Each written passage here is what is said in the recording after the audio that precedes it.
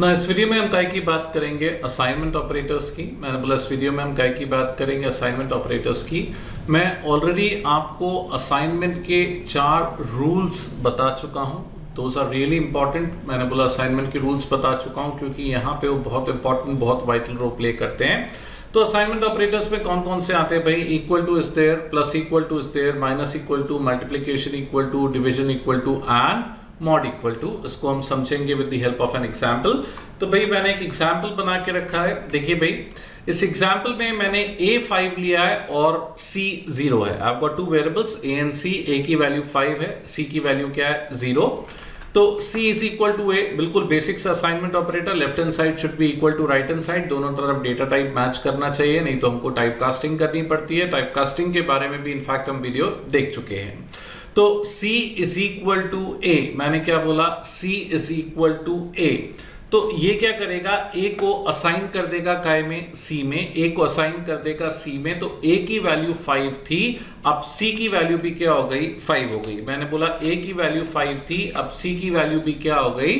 5 हो गई। तो the current value of c is what? 5। अब भाई प्लस इक्वल टू अगर आपको मालूम है बहुत अच्छी बात है, नहीं मालूम तो प्लस इक्वल टू को कब यूज करते हैं? जब c कॉमन है लेफ्ट हैंड साइड और राइट हैंड साइड, तब हम इस ऑपरेटर को यूज करते हैं। तो अगर मेरे को c is equal to c plus a लिखना है तो इसको शॉर्टकट में क्या लिख सकता हूं? c plus a। अगर मेरे को लिखना है c is equal to c minus a तो इसको शॉर्ट में क्या लिख सकता हूं? c minus equal to a। अगर मेरे को लिखना है c is equal to c multiplication multiplied by a तो मैं शॉर्ट में क्या लिख सकता हूं? c multiplied by equal to a। तो यहां पे हमने क्या लिखा? c plus equal to a। तो इसको सिंपल वर्ड्स में क्या बोलूंगा? c is equal to c plus a। c के अंदर a को जोड़ दो, c के अंदर a को जोड़ दो। Plus equal to mean c के अंदर a को जोड़ दो। तो c की करंट वैल्यू है क्या? 5। a जोड़ने पर c की वैल्यू क्या हो जाएगी? 10 हो जाएगी। तो what is the current value of c now? 10। What is the current value of c now? 10। c is equal to c plus a। c की प्रीवियस वैल्यू में a को ऐड करो। c की प्रीवियस वैल्यू 5 है, 5 में a 5 plus 5, c is going to be 10। अब मैंने क्या बोला? c minus equal to a। इसका मतलब क्या? c is equal to c minus a। c is equal to c minus a को शॉर्टकट में क्या लिख सकते हैं? c minus equal to a। तो c की करंट वैल्यू क्या है? 10। 10 माइनस a की वैल्यू कितनी है? 5। 10 minus 5 it's going to be what? 5। तो अगेन c में क्या आ गया? वापस वही क्या आ गया? 5 आ गया। पहले मैं 5 c में जोड़ रहा था, अब मैं 5 को c से घटा रहा हूं। तो ultimately c is going to be what? 5। अब c multiplied by equal to a, मतलब c is equal to c multiplied by a। इसको शॉर्ट में इसको काय में लिख सकते हैं? c is equal to c multiplied by a को c multiplied by equal to a। तो c की वैल्यू 5 है, 5 into a, 5 into 5 it is going to be what? 25। तो c की करंट वैल्यू क्या आ जाएगी भाई?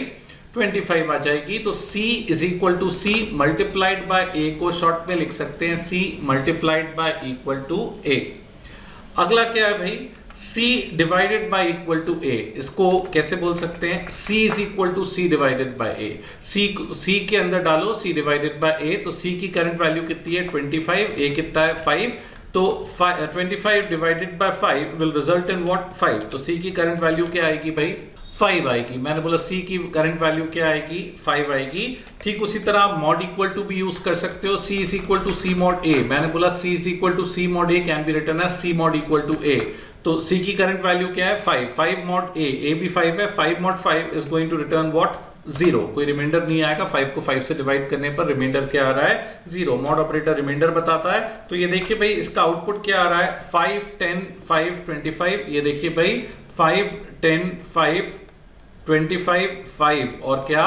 0। तो भाई ये कुछ ऑपरेटर्स हैं जिनको हम बोलते हैं shortcut to assignment operators. Equal to is assignment operator. मैंने बोला इक्वल टू असाइनमेंट ऑपरेटर है।